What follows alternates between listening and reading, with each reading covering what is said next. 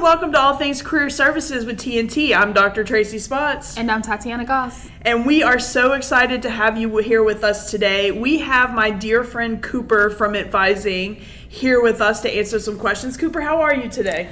I'm really good. How are you guys? Awesome. Are you excited to be on TNT? I am. I love, I listen to a lot of podcasts, so this is fun. Okay, I get awesome. to pretend podcast today. It's not pretend. It's this real. Is the real deal. The real deal. All right, so we're just going to jump into some questions for you. We're here to talk about, is it too late to change my mind, and talking about advising. So Cooper, how common is it for students to change their major or program, especially here at BCTC? You know, I think I was in weird because I never changed my major. I thought about it like once ever and then was like, no, I like my teachers, I like what I'm doing. But my friends, and especially once I got into like grad school and then now working in advising, I see like, oh, it's really common to change your major.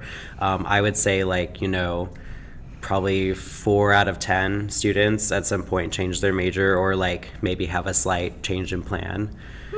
Yeah. That's not like an accurate number. That's just my guess, but it's very common. So 4 out of 5 is high though. 4 out of 10. 4 out of 10. I would say it's close to like half of all students probably at some point change their mind. So it's very normal. Well, when thinking about students changing their majors, why do you think students sometimes feel anxious or guilty about wanting to change their path? Yeah, I think for our students, it really depends on what kind of student, right? Because we have sort of our two like big demographics of our more traditional students, folks that are coming right out of high school, and then our non-traditional students, which I don't like that word, but folks that have either been out of school for a long time or having a career change. So I think for our traditional students, you know, there's a lot of parental pressure of, you know, we want you to go to school, we want you to get a great job, make good money. And then if that pressure is not coming from the parent, it's coming from the student themselves, like these younger kiddos, because I teach part-time too, so I see like how it works in the classroom too, and these kids are really motivated by money and like TikTok. I think especially they see these people posting like, hey, here's my job and here's how much money I make and I have, you know, I work from home and I have all these great opportunities, and it's like, yeah, but that's not everybody, right? And so they're chasing that maybe not so realistic of a goal, right? It's like, well, not everybody gets that work from home job or gets that 3 days on, 4 days off job that makes 60 plus K a year. Right. So that's definitely a huge factor. And then I think the other thing too is just like life changes.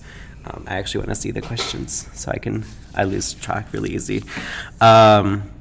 Yeah, and then I think the other thing is just like life changes. I think they, you know, when we're younger, we have an idea of what we want to do with our life, and then the world changes and we get older and our responsibilities change, and so it's like, oh, you know, suddenly my goal for myself has changed, and maybe feeling a bit of like a sense of like loss or mourning of like, oh, what I thought was my dream isn't going to work out, right? That happened to me. I wanted to be a pediatrician my whole life, and then I took college biology, and I was like, never mind. Yeah. Right. Yeah, it was my dream. So, yeah, I changed my major a couple of times, too. So, is there such thing as too late to change your major, or do students usually have options? I think there's no such thing as too late. I do think there is a window of time where it's probably optimal to make some decisions, and then there's a window of time where it's maybe going to get into some of those areas, which we'll talk about here in a second, of like affecting financial aid, and also, you know, thinking about what is your time frame for yourself. Like, do you have you set aside 4 years for college, 5 years for college, 6 years for college, right? But in general, I usually tell students first semester is kind of a freebie, right? It gives you a chance to explore, take some gen eds, figure out, hey, I'm really liking my philosophy class, or I'm really liking my bio class, I'm really liking my welding class, my cosmetology course, whatever. And you get a feel for, yes, this is for me, or no, this is not for me. But I usually think within that first year, if we can make a decision at some point, that's really great, because it's not going to put you behind more than maybe a semester.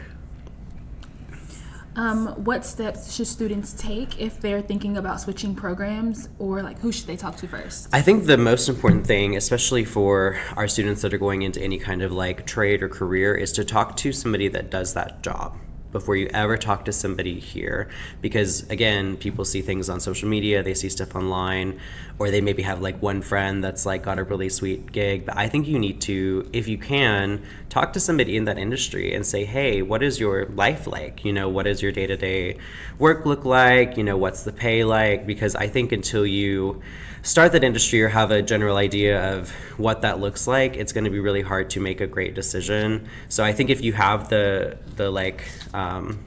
ability to talk to somebody and figure out, oh, hey, this is for me, or no, it's not for me, that's awesome. Then after that, definitely talking to a program coordinator if that's an option. So if they're looking at any kind of like technical program or like health science program, talk to one of the program coordinators, because they're going to be the highest authority on, hey, here's how this program runs, here's the time commitment, here's the courses, right? And then I would say advising is the third step, as far as talking about, here's what I've taken, here's what I want to take, how can we, you know, make my current credits work, or what steps do I need to take to get into this program if it's a selective, that sort of thing. But I always think, you know, talk to somebody that does the job you want to do to see if they like it and can tolerate it, because if not, then you might want to look at something else.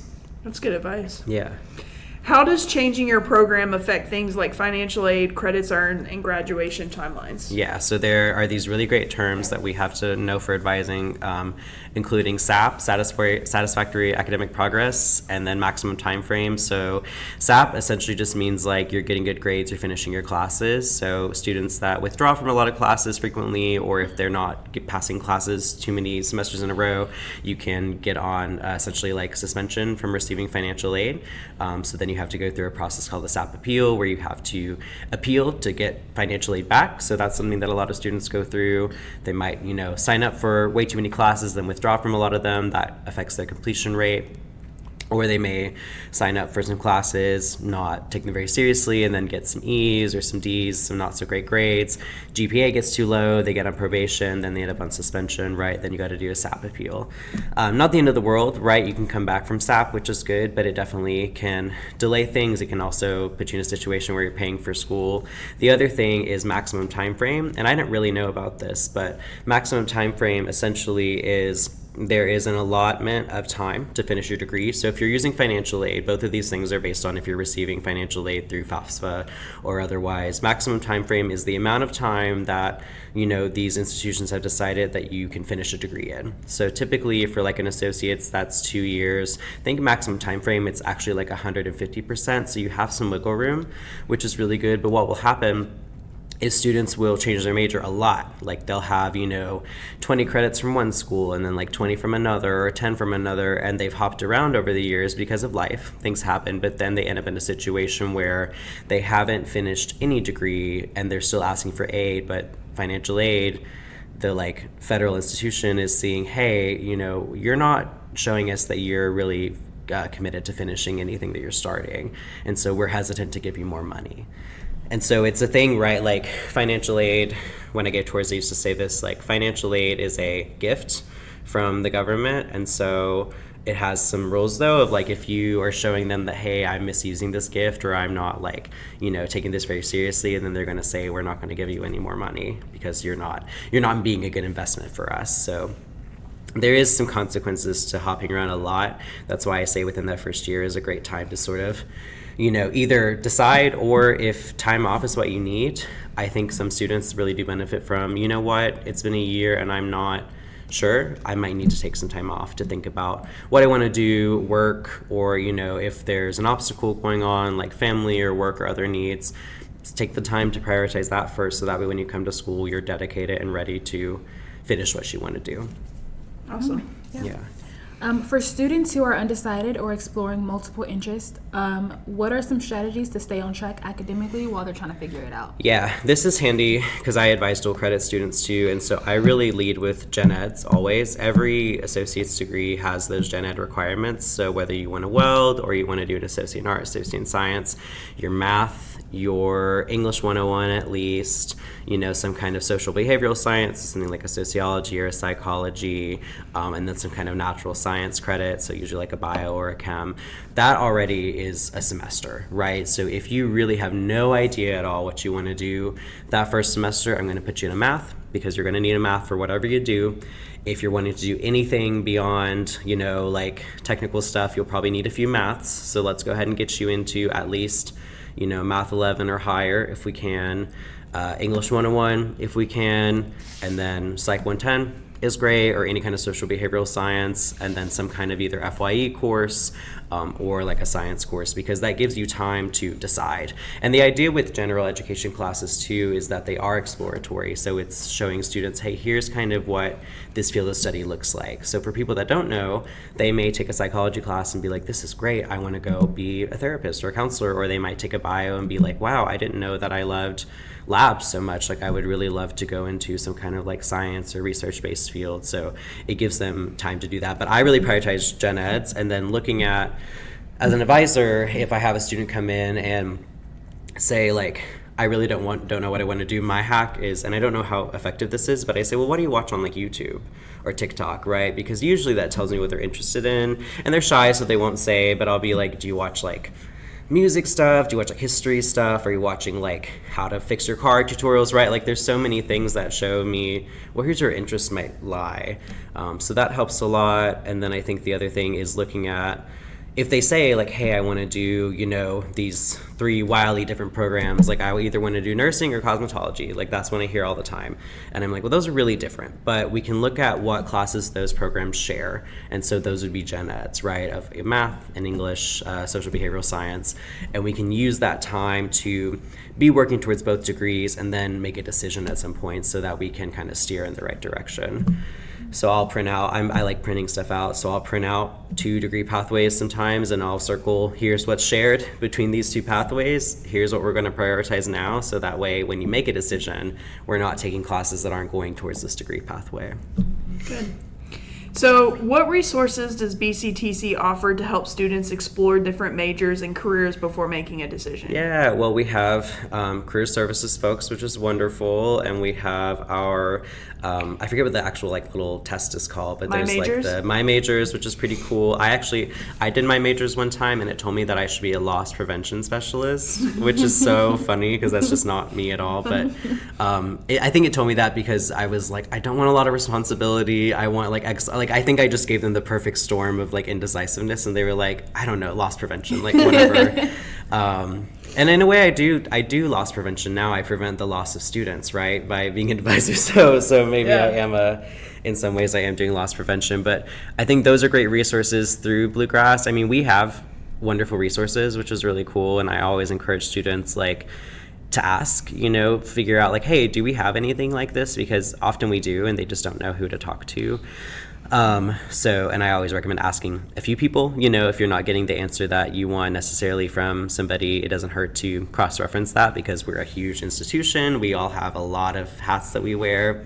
I don't know the same things that you know, but I do believe in us like working together and like, connecting the student to these resources. And then again, big proponent of looking outside of the institution, looking at like the industry of, talk to, hey, my aunt's a nurse. Do you like your job? What do you do all day? Do you make enough money? Do you have enough time off? Like those things are really helpful. And then I think too, like, what do your peers do? Or like what, if there's somebody that you feel like, I'm really similar to this person, what are they doing? Are they, content in their job, that sort of thing? But it never hurts to do that exploration outside of work. So outside of school, I'm in work mindset. Yeah.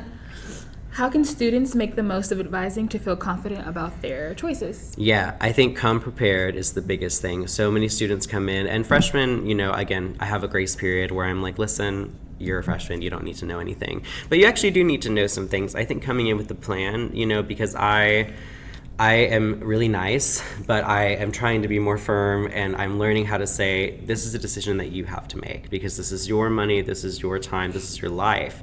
I'm not going to tell you what you're going to do, because I don't know. I don't know your life, I barely know my own life. And so I think coming in with a semblance of a plan is great. Doing your research of here's kind of what I'm thinking. Coming prepared is huge. If you've looked at classes that you want to take, that can be even better. I mean, I love when a student comes in and says, oh, they're all in my shopping cart. It's like, yes, like that saves me so much time. And of course, then I look and make sure that what they've picked is actually like a great idea. But that's really helpful.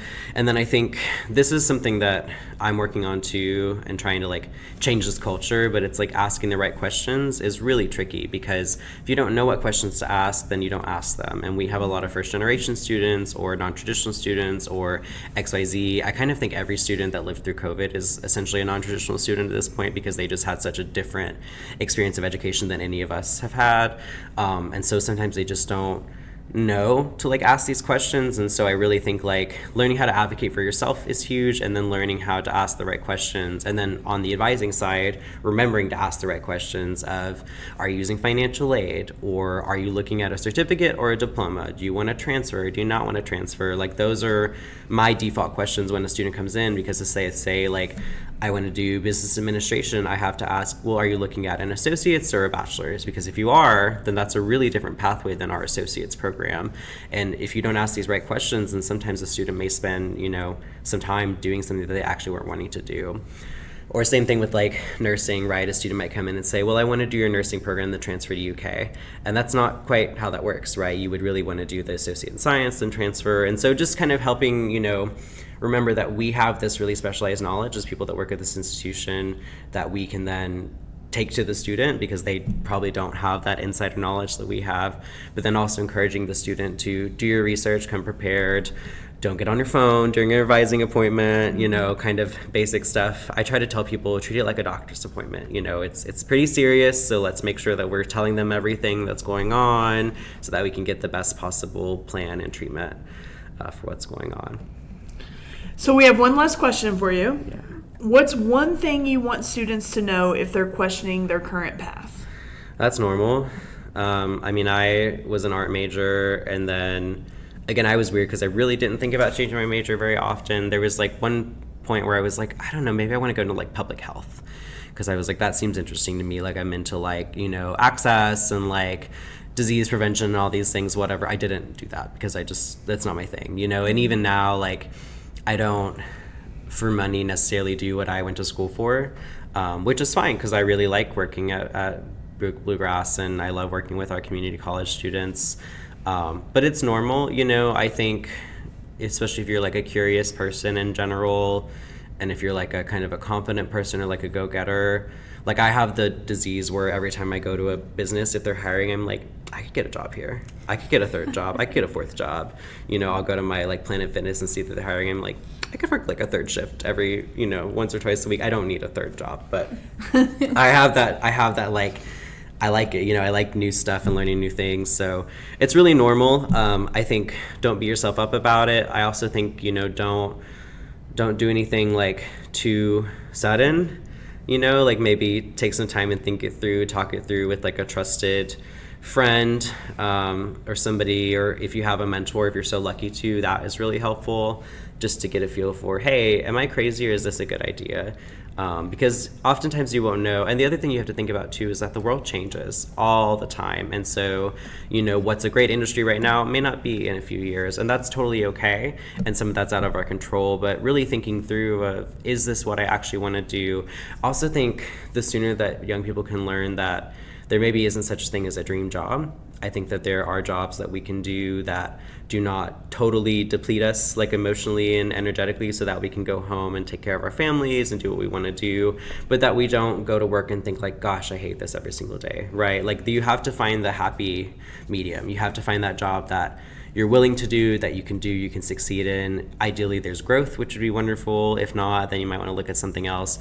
But you don't want to go to something that you absolutely hate. And then also, I think the fantasy of the dream job of every day is the best day of my life. I love this so much. That's not realistic for anything, any kind of relationship, whether it's a professional relationship, personal relationship. There's going to be bad days, or there's going to be days where I'm tired. I don't want to see 16 students today, but you do, because that's your job. And then there are days where it feels really great, and you just have that moment, at least for me, of like, I really like made a difference today, or I really like did the thing that makes me feel good about the job that I have.